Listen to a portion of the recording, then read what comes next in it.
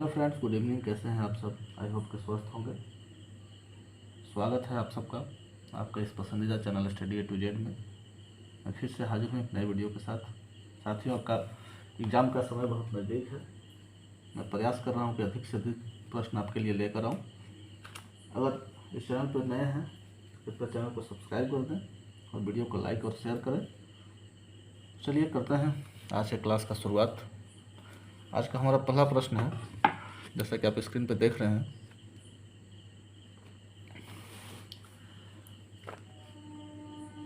80 ओम, 120 ओम और 240 ओम के 3 प्रतिरोधों के समांतर क्रम में जोड़ा जाता है। प्रतिरोधों के इस समायोजन को एक 12 वोल्ट के बैटरी से जोड़ा जाता है।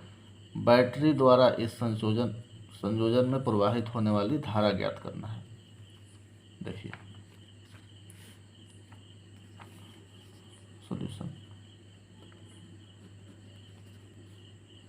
3 प्रतिरोध है। R1 है 80 ओम, R2 है 120 ओम, R3 है 240 ओम। तीनों को कैसा जोड़ रहे हैं?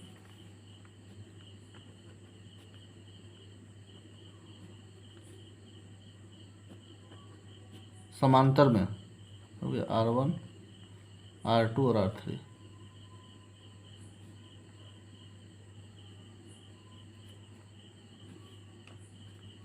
इसका हम सबसे पहले R इक्विवेलेंट निकालेंगे। तो आप लोग जानते हैं कि 1/R इक्विवेलेंट बराबर होता है 1/R1 plus 1/R2 plus 1/R3। 1/80, R2 1/20, 120, 1/240। इसको सॉल्व कर दीजिए।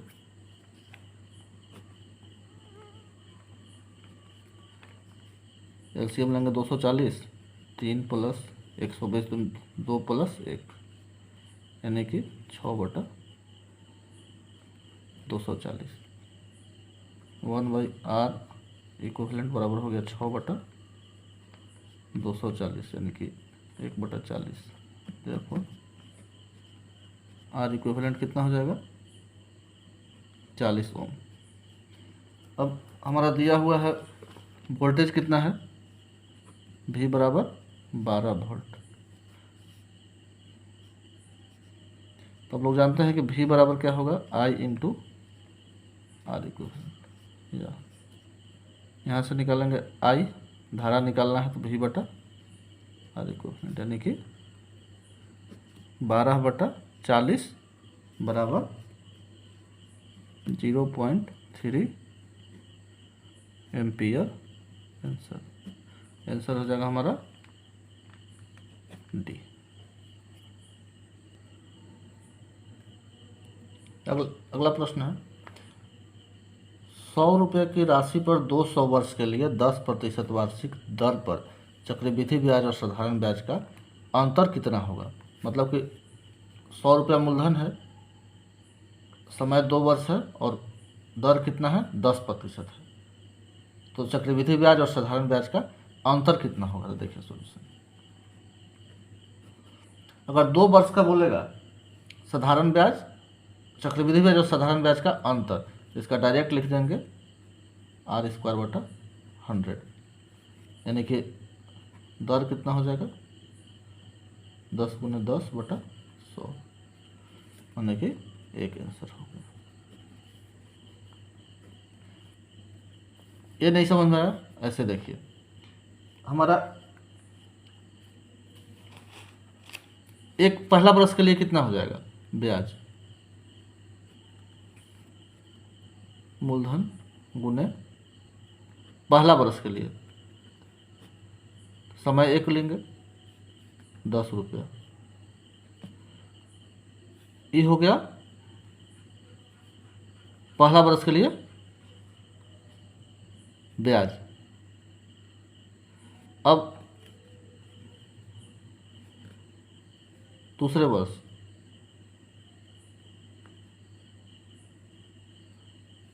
चक्रवृद्धि ब्याज अगर निकालेंगे तो हमारा मूलधन कितना हो जाएगा 100 प्लस 10, समय तो एक ही लेंगे बटा 100।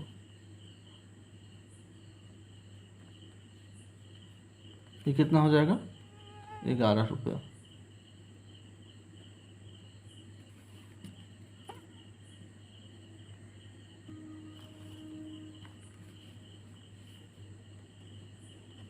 कुल चक्रवृद्धि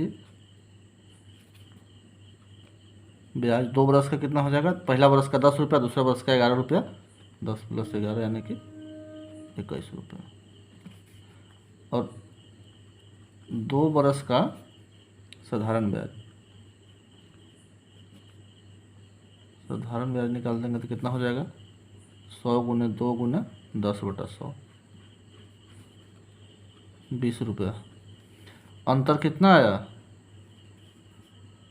21 माइनस 20, 1 रुपया। 1 रुपया आया, 1 रुपया डायरेक्ट निकाल देंगे। अगला प्रश्न, ऊष्मा के मापने के लिए निम्नलिखित में से किस मीटर का उपयोग किया जाता है। ऊष्मा यानी हीट, हीट को नापने के लिए कैलोरीमीटर। अमीटर क्या है, मीटर से नापेंगे क्या इलेक्ट्रिक करंट, विद्युत धारा।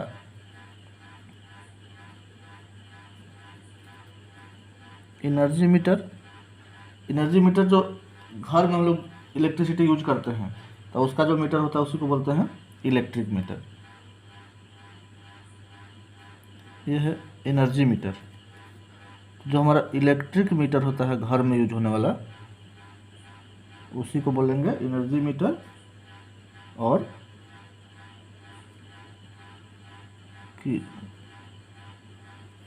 Kilowatt metre. तीसरा है वाट मीटर। वाट मीटर का उपयोग कहाँ करते हैं,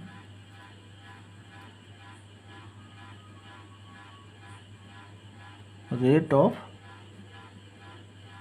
फ्लो ऑफ इलेक्ट्रिक एनर्जी।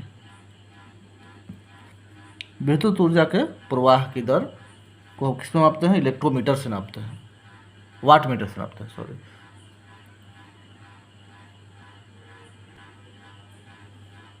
देखिए अगला प्रश्न हमारा, विद्युत धारा की एक लगातार और बंद परिपथ क्या कहलाएगा।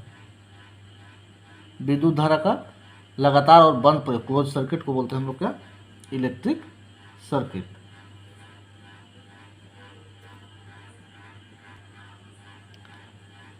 नेक्स्ट प्रश्न हमारा,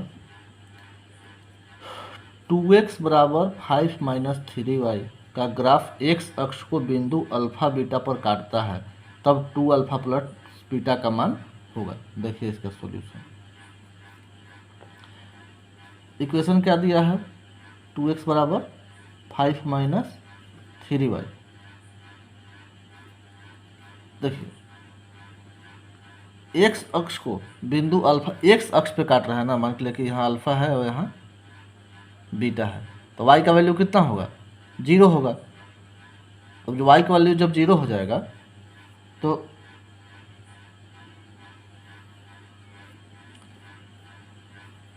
ये पॉइंट है अल्फा बीटा, यानी कि x का वैल्यू कुछ रहेगा और y का वैल्यू 0 होगा। तो जब इसमें y का वैल्यू 0 रख देंगे तो क्या मिल जाएगा, 2x बराबर 5 माइनस 0, x बराबर कितना 5/2, यानी कि 5/2 जो है वो x का मान है, अल्फा का मान है, इसलिए अल्फा बराबर 5/2।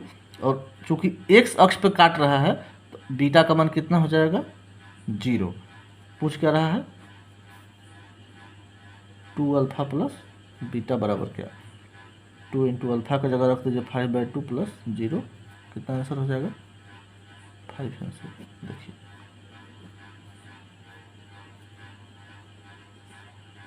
प्रश्न बहुत बढ़िया है, बस यही कि आप एग्जाम में कितना जल्दी बना पाते हैं। चलिए देखते हैं अगला प्रश्न। एक 2 सेंटीमीटर भुजा वाले घन का द्रव्यमान क्या होगा। घन तो दिया हुआ है 7.8 ग्राम प्रति सेंटीमीटर क्यूब। आप लोग को पता है घन तो बराबर क्या होता है, द्रव्यमान बटा आयतन। द्रव्यमान तो निकालना ही है और आयतन मालूम नहीं है। क्या मालूम है, भुजा। देखिए इसका सॉल्यूशन, भुजा यानी कि ये बराबर कितना दिया हुआ है 2 सेंटीमीटर। तो घन का आयतन क्या हो जाएगा 1 क्यूब, यानी कि 2 इंटू 2 इंटू 8 सेंटीमीटर क्यूब। तो हमारा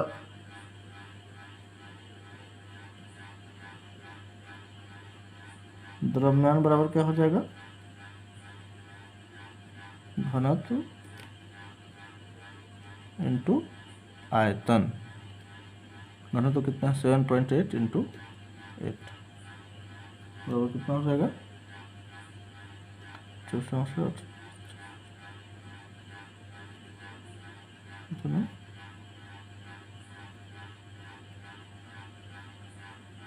ग्राम।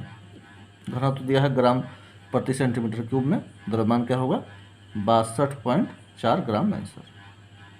ओह, ऑप्शन लिखना भूल गया, चलिए कोई बात नहीं है, 62.4 आंसर होगा।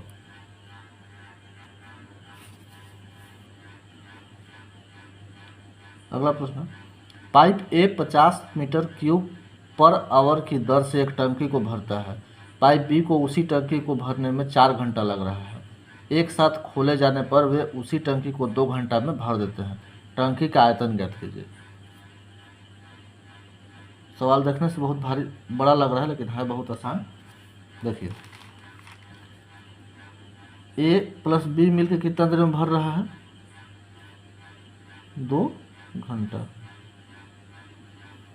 और बी कितना देर में भर रहा है 4 घंटा। ठीक है, देखिए बी अकेला कितना देर में भरेगा 1/4 घंटा में भर रहा है, तो 1 घंटा में कितना भरेगा 1/4। और ए जो है ए का दिया हुआ नहीं है, तो मान लेते हैं कि ए 1 घंटा में कितना भर रहा है 1/a है, प्लस बी कितना भर रहा है 1/4 भर रहा है, दोनों मिलाकर कितना भरेगा 1/2। 1/a बराबर कितना हो जाएगा 1/2 माइनस 1/4 8,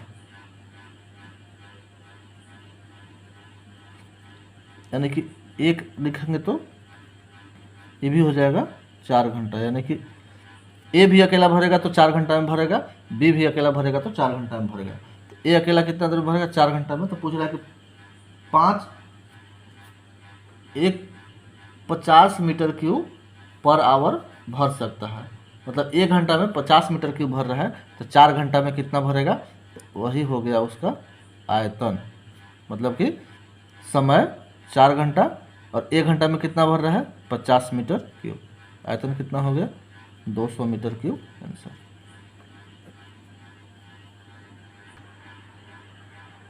देखिए अगला जो प्रश्न हमारा, यदि किसी कार का वेग 54 किलोमीटर पर आवर से बढ़ाकर 90 किलोमीटर पर आवर हो जाता है बढ़कर, तो कार के गतिज ऊर्जा का में वृद्धि का अनुपात क्या होगा। देखिए शुरू में कितना है 54 किलोमीटर पर आवर, बढ़ के कितना हो जा रहा है 90 किलोमीटर पर आवर। तो इसका दोनों का काइनेटिक एनर्जी यानी कि KE1 अनुपात KE2 निकाल दीजिए। क्या होता है हाफ mv² v1 1/2 mv2²। दोनों का द्रव्यमान, कार तो वही है तो दोनों का द्रव्यमान सेम रहेगा, 1/2 1/2 कट गया, m1 m1 कट गया, v1² यानी कि v1 कितना है 54 × 54 बटा 90 × 90 काट दीजिए,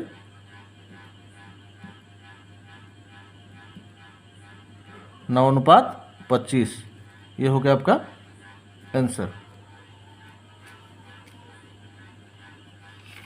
नेक्स्ट क्वेश्चन है,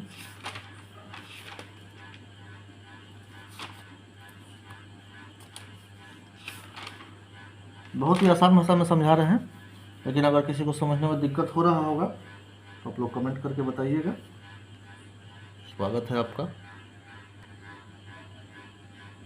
नेक्स्ट क्वेश्चन है, किसी एक समान प्रवाहित नदी में कोई नाव धारा के विपरीत कुछ निश्चित दूरी 12 किलोमीटर प्रति घंटा की चाल से तय करती है तथा 24 किलोमीटर प्रति घंटा की चाल से वापस लौट जाती है, तब इस कुल यात्रा के दौरान औसत चाल ज्ञात करें।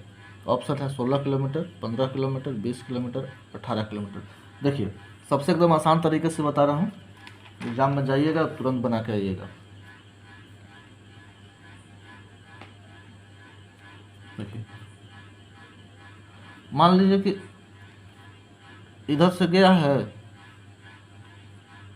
और इधर से वापस आ गया, ये दूरी x है, वापस भी आया तो ये भी दूरी x होगा।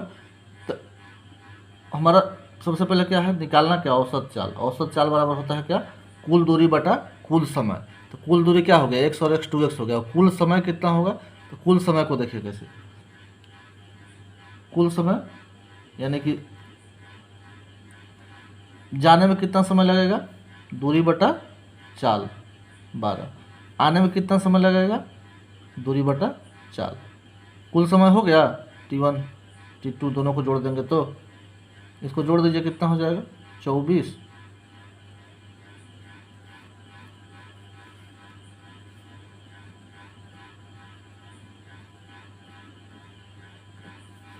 यानी कि कुल समय मेरे पास क्या मिल गया, x बटा में 8। औसत चाल बराबर क्या होता है, कुल दूरी बटा कुल समय। कुल दूरी कितना है, x और x 2x, और कुल समय कितना है, x बटा 8। 2x बटा x गुने x कट गया बराबर 16 किलोमीटर प्रति घंटा आंसर। देखिए यही हो गया आंसर।